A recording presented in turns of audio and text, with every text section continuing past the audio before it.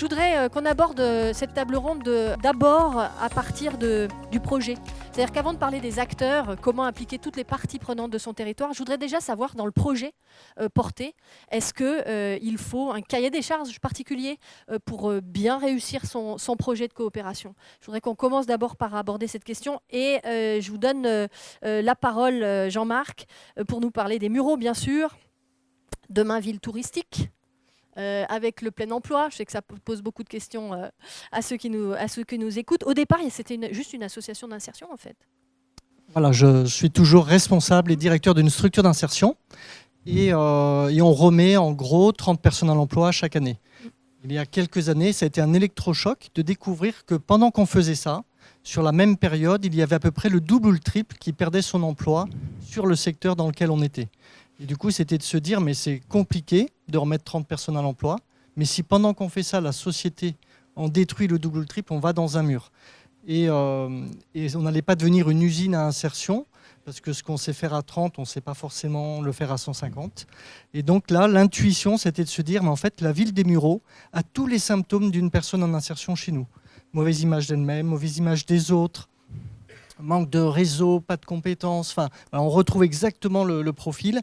Et en voyant ça, c'était de se dire, mais alors, si une ville a les mêmes symptômes qu'une personne, si ça se trouve, en ayant cette approche-là qu'on a sur le chantier d'insertion, peut-être que la ville va réagir comme une personne. Et on a commencé, je dirais presque pour s'amuser, juste pour regarder. Et on a été très surpris de voir qu'en fait, on avait exactement les mêmes retours. Et donc, voilà, on a fait une réunion où on a invité toutes les personnes, on a fait ce témoignage de ce que l'on pressentait. Et on a dit, on arrive à remettre quelqu'un en emploi en 7 mois. Pour une ville, on suppose que ça va être un peu plus long, ça risque d'être peut-être 7 ans. On va prendre 1 an pour 1 mois.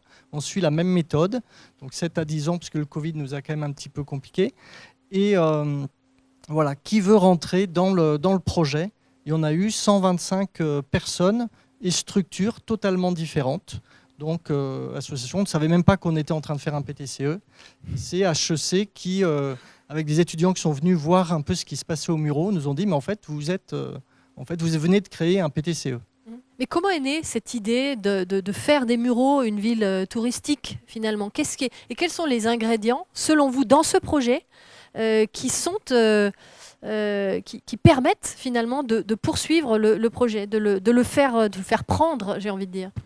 Alors, il fallait quelque chose qui fasse vraiment changer complètement de trucs. On dit, je pense que vous avez déjà entendu cette expression, qu'on prend souvent des décisions fausses parce que ce qu'on croit est faux. Et en fait, en France, on est le premier pays touristique. Par contre, les Français sont très très mal cotés sur l'accueil et la plupart des Français moyens pensent que les touristes sont là où ils vont en vacances et jamais là où ils habitent. Et moi-même, quand j'ai entendu ça, je me suis dit, je suis bien un Français moyen, il y a des touristes là où je vais en vacances, mais pas là où j'habite. Et en changeant ce paradigme, en me disant, mais alors, s'il y avait des touristes aux Mureaux, ça changerait quoi ? Et là, en voyant ma ville, en l'imaginant touristique, ça changeait un peu tout. Et à la suite de cette conférence, j'ai commencé de demander aux personnes est-ce que vous croyez qu'il y a des touristes aux Mureaux ? Donc c'était l'éclat de rire. Des fois, les personnes mettaient un quart d'heure avant de se ressaisir. Et je disais rien.